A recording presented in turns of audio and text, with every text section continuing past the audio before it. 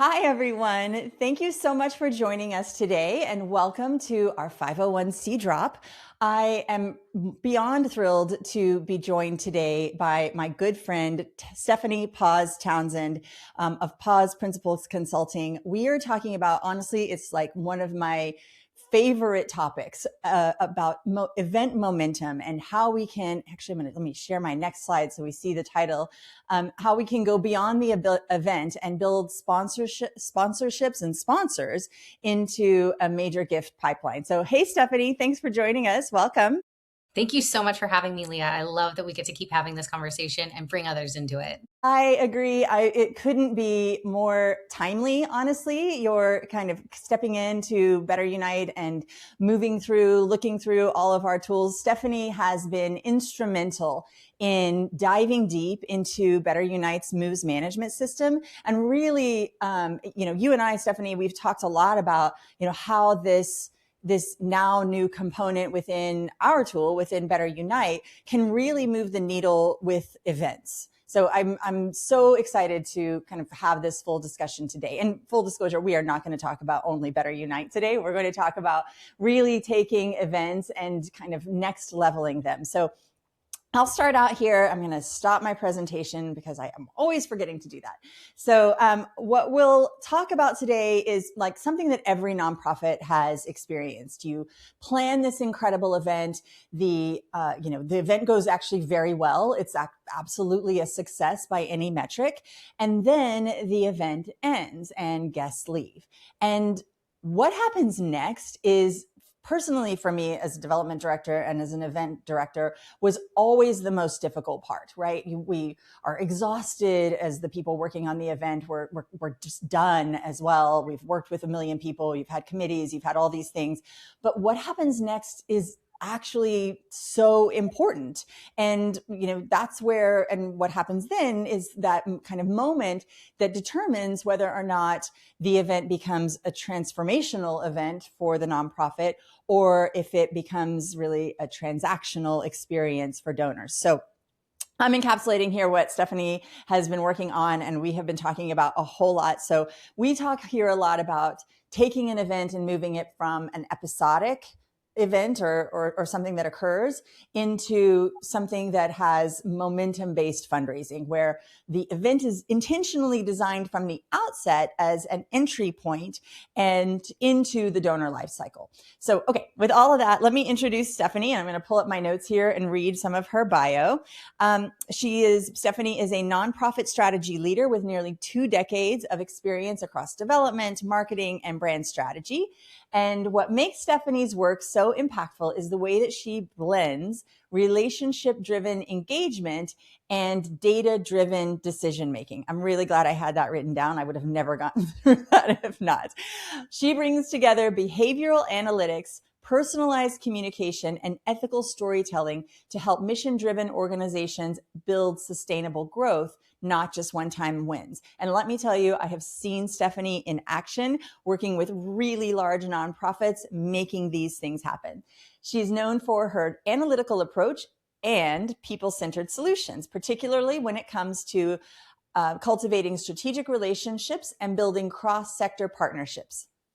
In every engagement, Stephanie challenges organizations to move shared intent into meaningful, lasting results. And that lens makes her the perfect guide for today's conversation. So one more time, welcome, Stephanie. I'm so happy that you're here. Thank you so much. I Of really course. appreciate it. Yay. Okay, so let's start out. I want to kind of take us into really describe the main challenge. And like I said, something that we often, and all of us, have experienced, but we don't really talk about. And we also, I think, as nonprofits, a lot of times don't have the strategy or the systems or frankly, the time to do anything about this. So event sponsors, let's start there. They consistently show clear capacity. They've got mission alignment. Of course, they wouldn't be a sponsor without it. And they're obviously engaged. They've purchased the sponsorship. So why is it that they're one of the more underutilized major donor segments? Why do you think that is? Well, I think it speaks to kind of how nonprofits approach events in general. I think in Yeah. particular, we look at events as one of the primary tactics through which fundraising happens, as opposed to the vehicle for where the fundraising actually takes place, which is in relationships, Yeah. right? The relationships with the donors, the organizations that are supporting, that's where the actual fundraising success comes from. The event is just the vehicle. It's just the activity that people get to do and galvanize around. And so I think that's the where it starts. And then I think the other part of it is that donors are treated, or especially sponsors are treated, as if the stewardship component is built into the event, and therefore it's kind of all wrapped up with a nice little bow at the end, as opposed to using the opportunity of getting to know the sponsor throughout the event as a way to decide where the relationship should go next. And I think that's where organizations tend to fall short. And to your point, there's a lot of exhaustion, there's burnout, there's all Yeah. kinds of other logistical matters that take place and take precedent over relationships, when actually at the end of the day, the relationships are what's going to sustain the organization and help it to grow.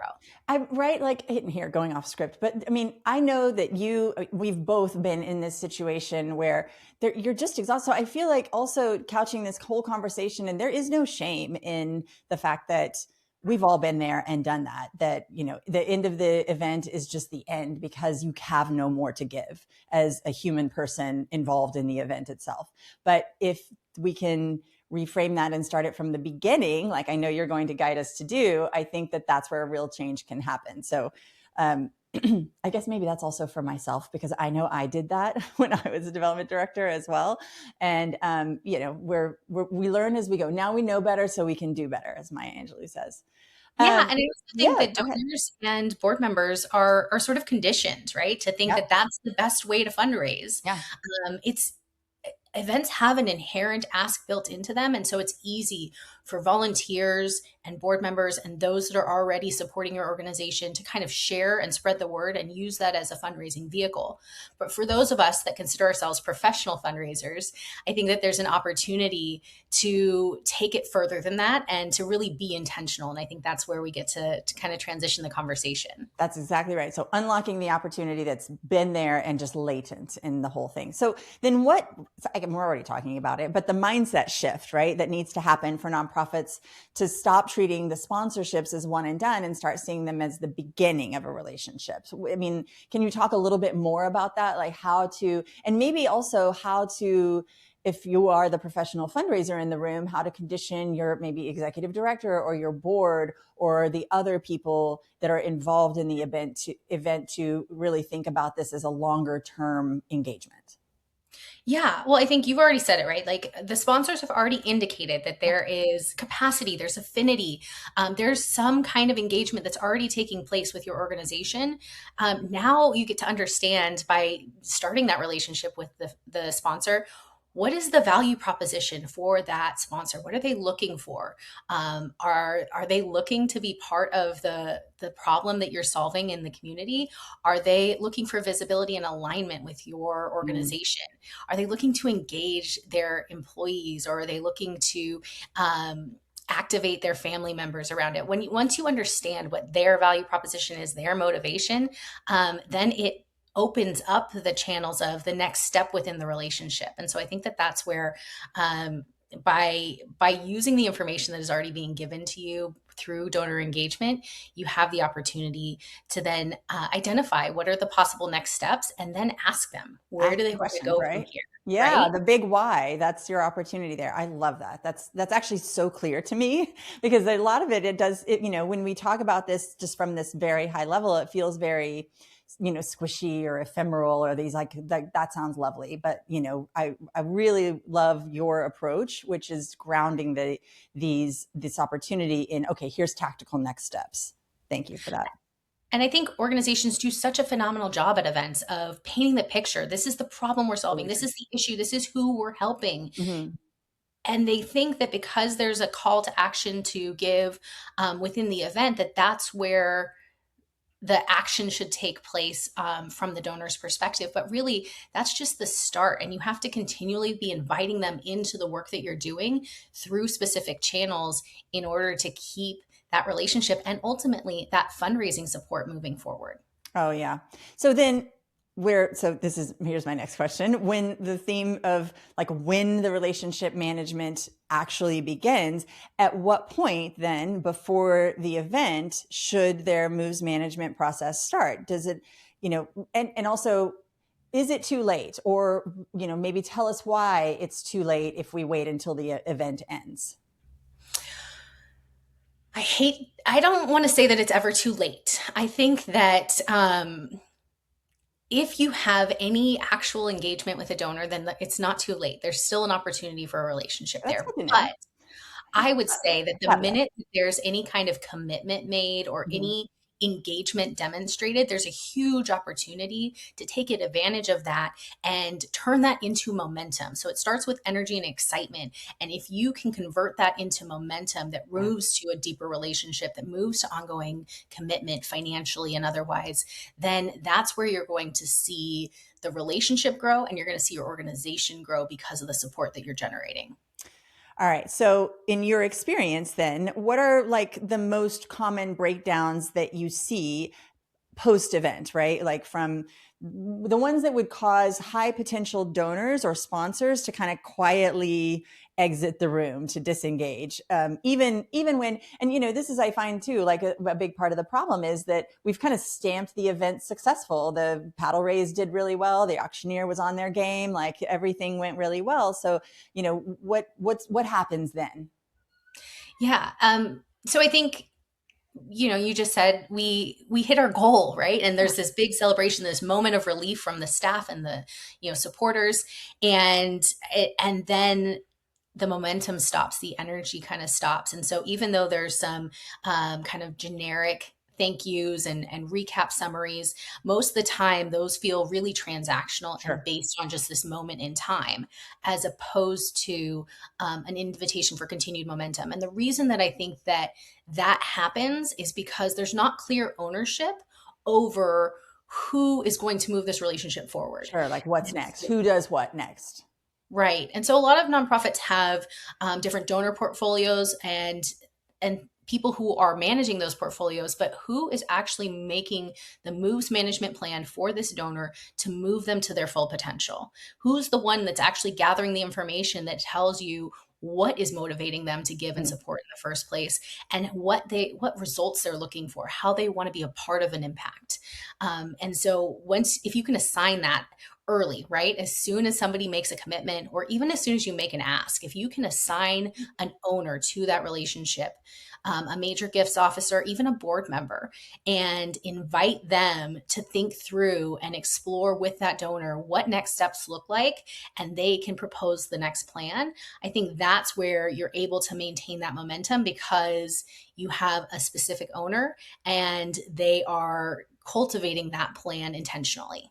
So then how do you decide who the owner is? Like who, and who is on the table as far as owners go? And maybe if you could like break it down into, a much smaller development staff or even smaller organizational staff to a mid-size to a larger, like, who's at your beck and call? Who would even be in the option mix? Yeah, I mean, so I think it starts from even like the CEO of the organization oftentimes is one of your most prolific frontline fundraisers because they're the ones that are out there and they're the Yeah. most visible. But you really want to preserve their time and use them strategically in relationships to move things forward.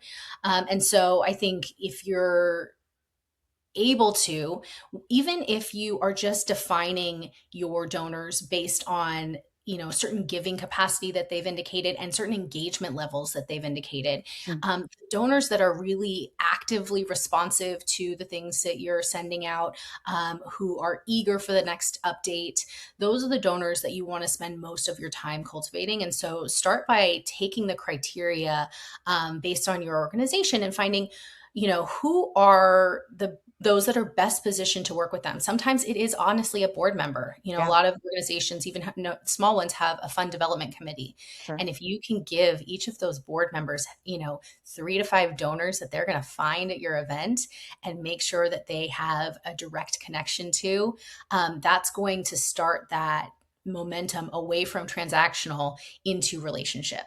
And so, that I think volunteers can also be helpful, but it's also, based on who's willing to take the responsibility for the relationship. And then make sure that that's being tracked and move forward intentionally. That's so, yeah, I was curious so if we've identified, and I totally agree too, particularly relative to board members, because that's a direct peer to peer request. And, we know that people give to people like them. So I love that. But then how do you prepare them? Do you give them a kind of set of questions that they need to have answered, or what would that process look like? Again, sorry, I'm going off script here, but I'm curious. Yeah, no. So I think for me, one of the things I focus on is transforming fundraising through data and relationships. And so you have to have the data, right? Right. And so the first thing I would want to do if I was giving a board member or a volunteer or even a junior staff member responsibility for a relationship is I would want them to have all of the data. How has this individual Mm, given in the past? What are they responding to when we send them information? Are they opening our emails? Are they replying back with the information that we need from them? interesting. Those kinds of things will be really helpful for them to then prioritize who are the ones that are really engaged, because those are the ones that deserve that personalized engagement back. And then you can try to coax the rest into more of a relationship by giving them more options in the future. But start with the data. When have they given? How did they get introduced to the organization? If you have it, it's one of the reasons why I love a CRM that can be customized and can help you to identify what their focus areas are and how that aligns with your mission. Because all of that data gives you a talking point to start a conversation with a donor, and so that gives them the opportunity to then take that information and start just being curious with the donor about, hey, I understand that you first supported us a few years ago. Tell me how you got started in this. What other organizations like us do you support? Oh, And that's that opens up interesting. a conversation. And so much more can flow from that.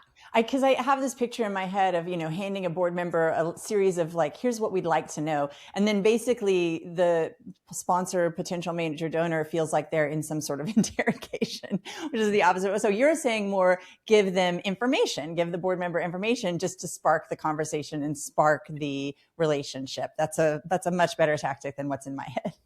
I've had a lot of board members that I've worked with over the years that'll say things to me like, I don't like asking for money. Oh, yeah. And Like it's, the number one board member comment, I think. absolutely. But at the end of the day, that's not what I'm asking you to do. I'm No, yeah. asking for you to strike up a conversation with someone just like you would at any other social event, just like you would with any other connection. And the great thing about it is that you already know that you have this shared connection Yeah. around this issue that's so important to you that you both are showing up and giving of your resources to make sure that this mission succeeds. And so there's already such an opportunity there for a relationship. Now just, let it fly. That is really great guidance. Okay, so you've talked about data, so I'm going to jump back into my actual list here. So we don't want to like overwhelm the donors with too many touches, or like actually the real concern is always duplicative outreach, right? Like over and over, they get the same message mistakenly, which we've all experienced from for-profit companies as well. How do organizations design sponsor follow-up so it feels like personal and coordinated and timely, and it avoids being too generic or too redundant?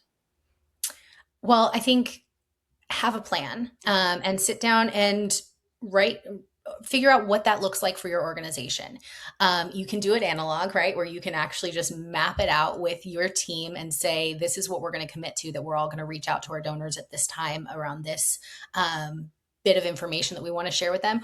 Or ideally, you have a system that helps you to do that, and it at least triggers reminders, if not actually, sending it for Send it. you. Mhm. And it one of those opportunities then is to say, okay, now by doing it through a moves management system, we have done so consistently across the board and everyone has gotten the same quality of touch.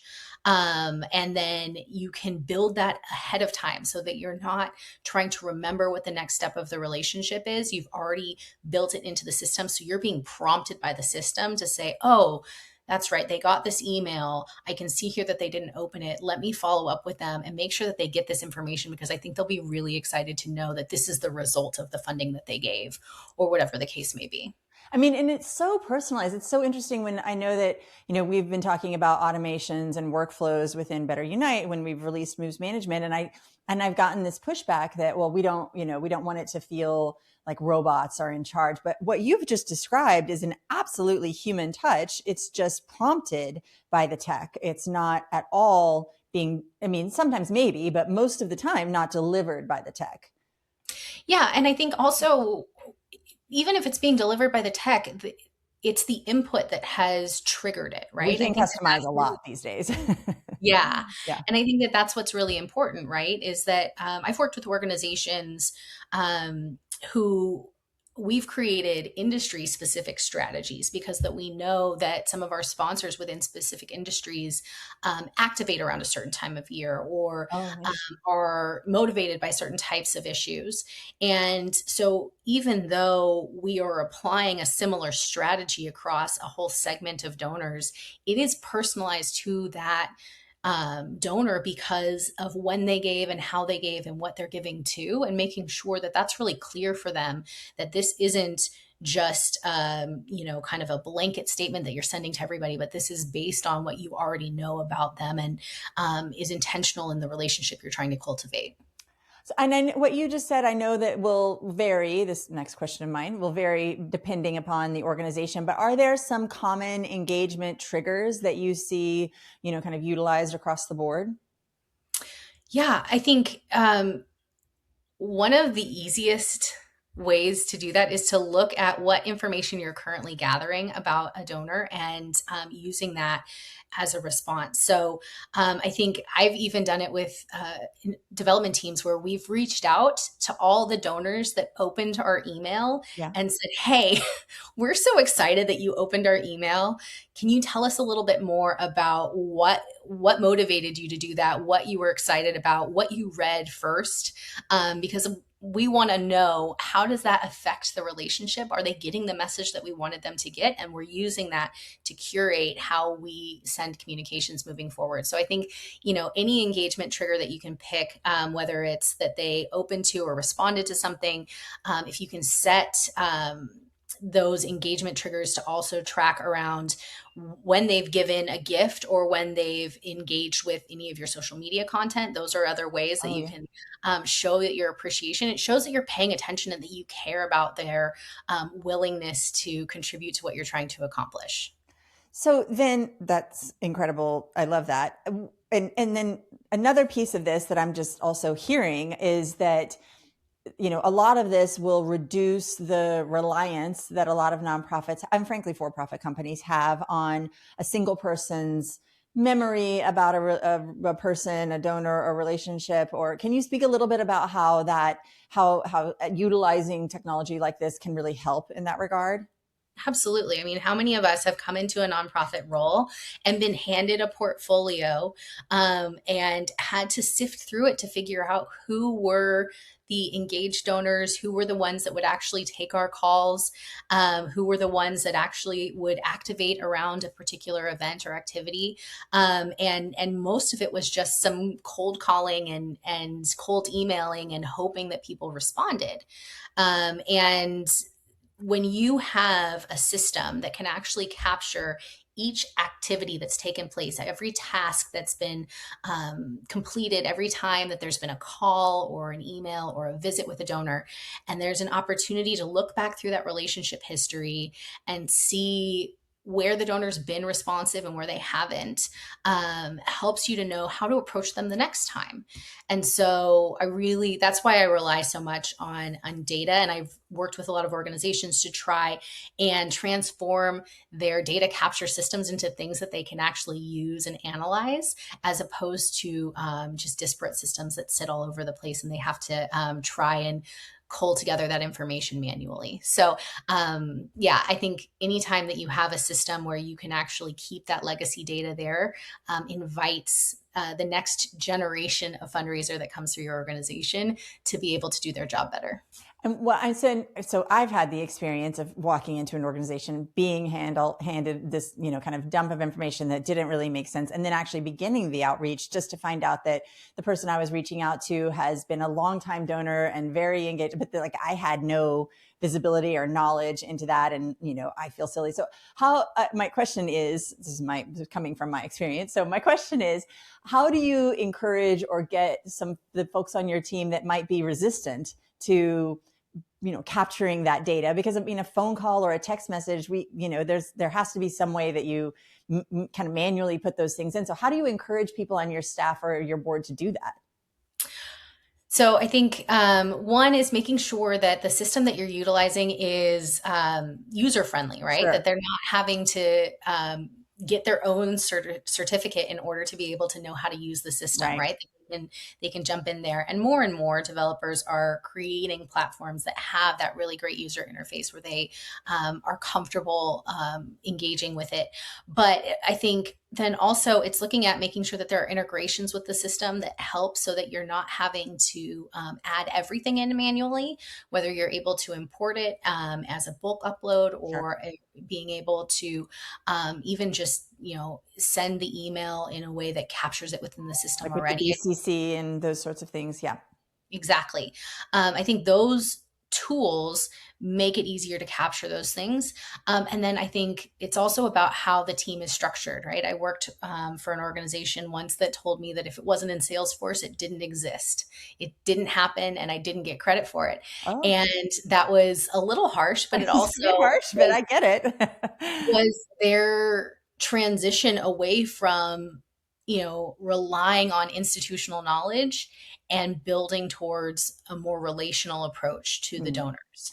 And so I think that's where you can support the adoption of new systems. You can integrate the systems with tools that are already being utilized. And then I think you can also encourage or incentivize the participation by showing them how that can be successful. And that's where, moves management, once you can see it be successful, it makes you want to do it more and more. So That once is you true. I agree with that you statement. had an intentional plan that you knew that this donor was coming to your event and you were excited to ask them a couple of key questions, and then you acted on those questions after the event and they deepened their engagement and you got to have further funding conversations. Once that starts to take hold, there is excitement and a realization that happens that this actually can work. And so then to start to do it at scale can transform an organization and their financial success moving forward. That's totally true. Nothing breeds success like a little taste of success. Yeah. Okay, so back to we were speaking about the sponsor or the donor relationship. So, we've all done on the stage recognition of sponsors, even a social post later about, thank you to our sponsors. How do you, advise organizations to go from and how do you know if a sponsor feels that they have, more than just recognized, if they feel really known by the organization? I know you've touched on a little bit of this, but I wanted to bring that back up. Absolutely, because I think it's important, right? I think we Yeah. talked a little bit at the beginning about what's the sponsor's motivation in the Yeah. first place. Is it the visibility? Is that what's most important to them? And quite honestly, why? Why is the visibility important? Is it because it's important to their leadership? Is it because it's important to their customer base? Is it because it's important to their employee base? Those are the kinds of things that can help you to understand and therefore tailor the execution in a way that really delivers the result that they're looking for. They want. Yeah. But I also think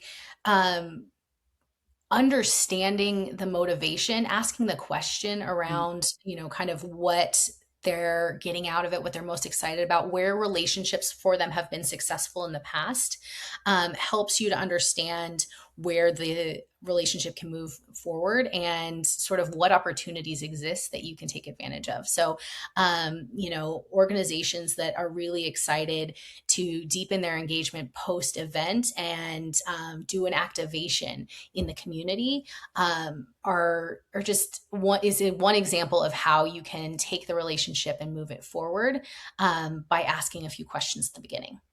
Always circling back to that the why for the sponsor. That's so key. And so I love that you're driving that point home. Okay, so after the event, Not just, and I'm, thinking about the post event debrief, but also those kind of critical first hours after the event. What do those, kind of most typically look like in your estimation, that kind of 7 to 14 days post event?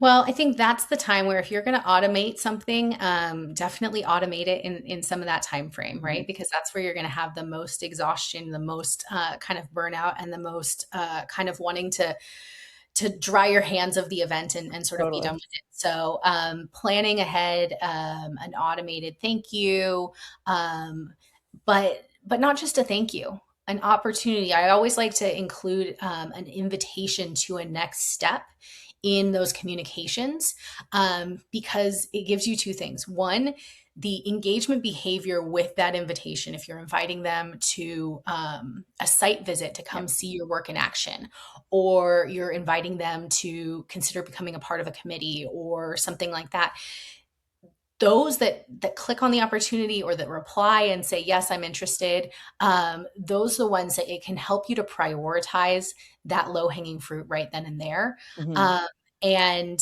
for those that don't, doing even an automated kind of quick survey that says, hey, we want to know, what were your favorite moments of the event. Those are the kinds of things that can help you to customize the offerings the next time around, but also can give you an indication of how folks are willing to engage post event. Sometimes not all of them have the ability or the opportunity to come join you again in person, but they might be willing to give you their feedback. And that engagement can be just as valuable. It just means that you need to take the relationship in a different direction moving forward. That's so interesting that, yeah, that's wonderful. So then now if the, relationship with your sponsor feels strong, they've maybe answered some questions on the post event survey, they at least read the email. I love that actually as a data point. I think that's totally a really valid one that, we is underutilized, just seeing if they looked at it. So if all of these things occurred, how do you start, and maybe you can even describe a potential progression from sponsor to major donor, so something that feels natural, because I do think there's hesitation in that, because it can easily feel forced. Absolutely. And I think, you've shown your curiosity, you've gotten to know a little bit about them, you're understanding more of what motivates them. They continue to engage with you, which is giving you all the right signals. um, I think it's important to take what you've learned and apply it appropriately. So, for example, if they have made it clear to you that visibility is really important to them, then continuing to ask them to do things that are anonymous, like surveys, is probably not going to move the relationship forward Right. on an ongoing basis. But if there are things that can help them to get visibility, that is where you can have, kind of a bigger conversation. I also think people are reluctant to ask again right after an event because they've already, the sponsor has just given. Sure. But there's no reason why you can't turn that conversation into, hey, we'd love to make sure that you're able to join us again next year. And could that relationship actually look like, you sponsoring a couple of other events to make sure that your visibility with us continues? Ooh, interesting. Or if there's an interest in, inviting leadership, like a lot of organizations like to use sponsorships of an event as a benefit to their leadership to make sure that they get to, go and attend a fun event. If that's important to them, hey, here are some other ways that we can engage your leadership. Would you be interested in having your leadership join us on one of our committees? Would you be interested in having your leadership join us for, a community activation that we're doing? Those, taking the data, the information that you've gathered, and creating a relationship that's custom to that organization or that individual is really going to help them feel like they haven't just been feeding you information that you've been ignoring. You've actually turned it and used it to invite them to take a further step with the organization. And so I think that uh, builds trust. It builds Yeah. kind of a continuity within the relationship that they can rely on. And I think it's also why having an owner of the relationship is so important, because they're not just managing the logistics from step to step, they're actually building connection that invites the next layer. And being creative and figuring out something that's absolutely tailored to that one single person. I love all of that. Actually, you know what? I just realized that I did not say at the outset that Stephanie and I will have a few moments. Yeah, we're only at 2:05 to answer some questions. So if you do have questions about any of this incredible information you're getting from Stephanie, please drop that in the chat and we will answer the questions that we can get to. And then we can also follow up. And if you're watching a recording, send us questions to support@betterunite.com and we'll send answers over to you. Sorry, I totally forgot to say that, Stephanie, at the beginning of the conversation. Problem. So, okay. So then let's see, where am I? What indicators tell you, this is a really good question. I like this question. What indicators tell you that a sponsor is ready for a major gift conversation, even if they've never personally given before? Maybe their company or somebody like that was a major sponsor. They raised their paddle and they gave money, or they bid on everything. And so you can tell that they're engaged. Where is that line? Well, I think it all depends on, sort of the relationship that's been built. But I also think that when the donor is choosing to, if they invite friends or family, not just like their colleagues, I think that tells you that there's a personal relationship there, or a personal opportunity there. Yeah. I think oftentimes the sponsorship is treated as sort of the box check. But any of those other behavior indicators, the auction participation, the paddle raise, the fund a need, anything that they've participated in, that's not always being funded by the company that sponsored the event. And so I think it's important to look at that and say, hey, you were really personally active in all of this. Even if it was, sharing information on social media or things like that, I think you can start to see where it's not just about, the administrative task of executing the sponsorship. It's actually about, their personal interest. And then I can't say it enough, just ask the question. I hear you. Yeah. And, I think there's a lot of hesitation, but, I think it's very fair to say, is there any way that we could get you more personally involved in this work? We have so enjoyed getting to know you through the course of the sponsorship. Would love to keep you engaged moving forward. What would that look like for you? And letting them tell you. It certainly doesn't hurt to have a few options, committees that they can join, or, legacy circles that they could be a part of. But it really ultimately just comes down to asking the question, and treating it like a separate relationship. I think we've talked a little bit about it, but it also means treating it like a separate relationship in your database. A lot of times the sponsor contact just lives as a contact within that organization. And relative to that one event, not exactly. Yeah.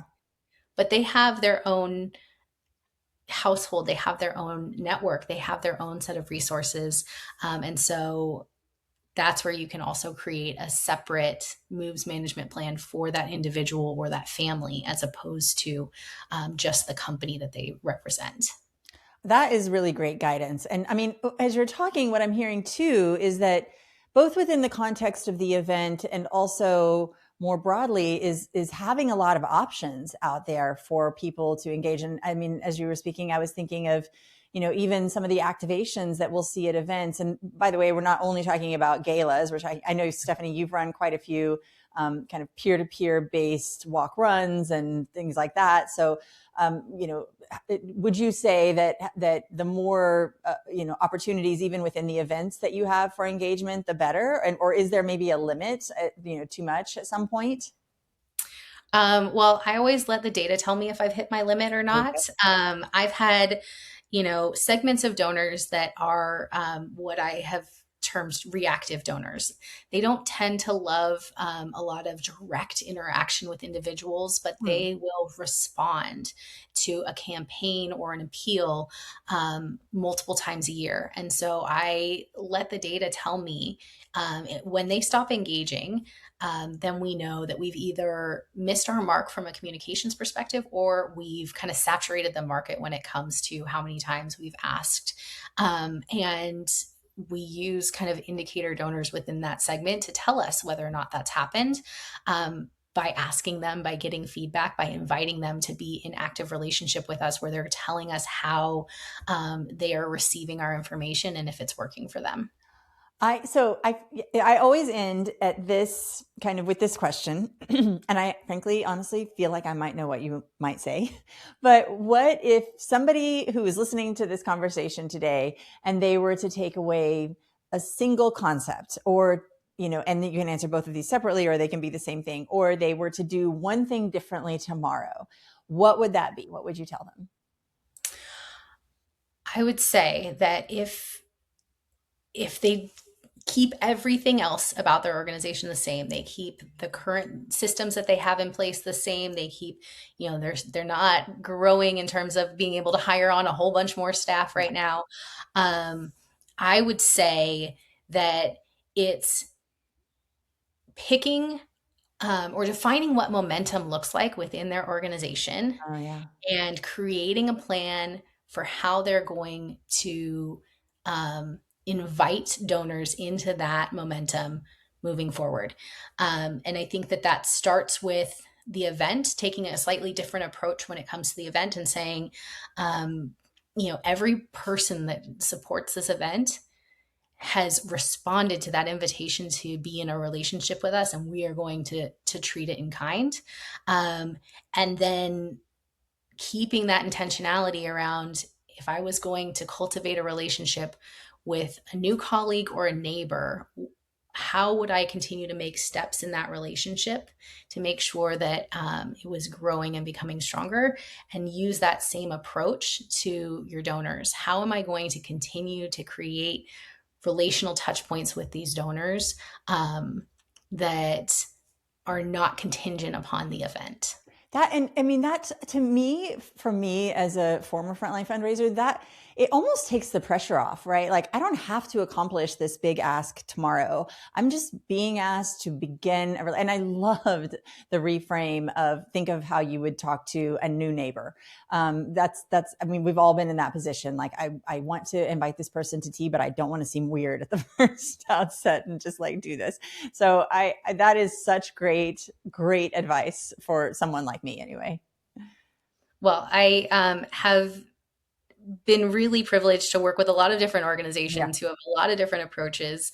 And I think that what I keep coming back to is we're all just looking for connection, Yeah. and the way that we can connect around a mission sparks and inspires something in each of us that, we have an opportunity or even like a responsibility to Yeah. cultivate. And so how we do that, we're trying to improve the lives of our constituents. We're trying to, make the world a better place. Let's do so in a way that feels relational and comfortable. And in community as our collective.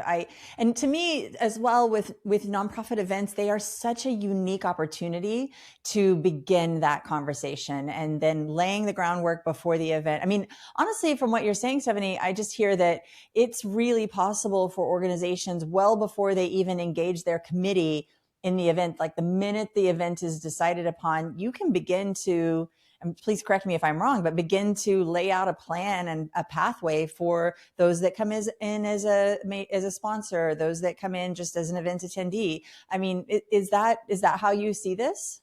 Yeah, I mean, I think you could come in as looking at an organization, look at the last few years of events, Yeah. look at the sponsors that have been at those events, and look at where the relationships are with those previous supporters, and look at how you would want to move them forward.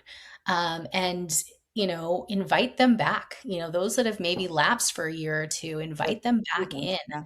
And if you start there, then it feels like you have a little bit less of a hill to climb when you think about your fundraising goal and how much you need to accomplish, how many tables you need to sell.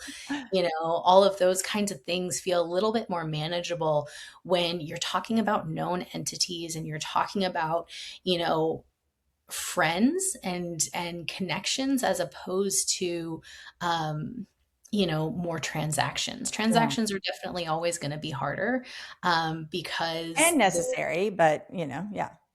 yeah, and those are going to be the pieces that come more as a kind of a byproduct of the event occurring itself as opposed to the intentional kind of relational components that we've been talking about today. Stephanie, I can't thank you enough. I mean, I just feel like every word you've said here is gold. And this is it both gives us a new kind of set of marching orders, but also relieves some of the pressure to me. So thank you so much for joining us today and for all of the work that you've done, both within everything, by the way, that Stephanie has mentioned does exist within Better Unite. That will be my single plug.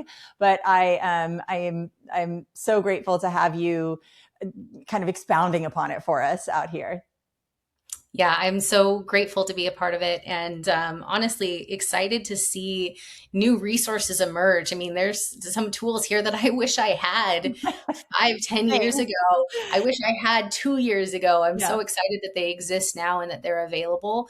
And quite honestly, that they're accessible, right? Yeah. I think the opportunity for an organization to start using a system like Better Unite for an event and have it evolve into full moves management with automation and workflows. I think there's just so much opportunity to kind of use the relational momentum Yeah. and combine it with a technological momentum that gives them more capacity. Momentum based fundraising. It's like my new favorite 3 words. Yeah, absolutely. All right. So thank you again so much, Stephanie. And thank you all for joining us. If you've got questions for Stephanie, her email address is up here. If you missed that later and you want to ask other questions of Better Unite or of Stephanie, you can always email support@betterunite.com. And I will quickly plug next week. We have our next 501c drop on February 10th at 1:30 Central, as always, this time with Sean Hale, who is with Nonprofit CFOs. And we're going to talk about nonprofit myth busting. So if you would like to join us, please scan that QR code. You'll likely get some emails about this. And you'll also, everybody will also receive the recording from this today. So if you missed any of these gems, Stephanie will appear in your inbox here in the next little bit. And if you would like to see more about moves management within Better Unite or anything else with Better Unite, our event tool as well, please scan that QR code or again, email support@betterunite.com and we can set you up with a demo. Thank you so much, Stephanie. I so appreciate you and your time and also your efforts and the work that you've done with us. Thank you so much for joining me today. Thank you, Leah. Thank you for this community that you've created and this opportunity for fellow nonprofit workers to come together and learn about these opportunities and resources. And just really grateful that people like you exist to create these great new tools that we can use moving forward. Our nonprofit enthusiast community right here. I love it. Well, thank you, everybody. And I will see you next Tuesday. Bye, Stephanie, and bye, everybody else. Let's all go do some good.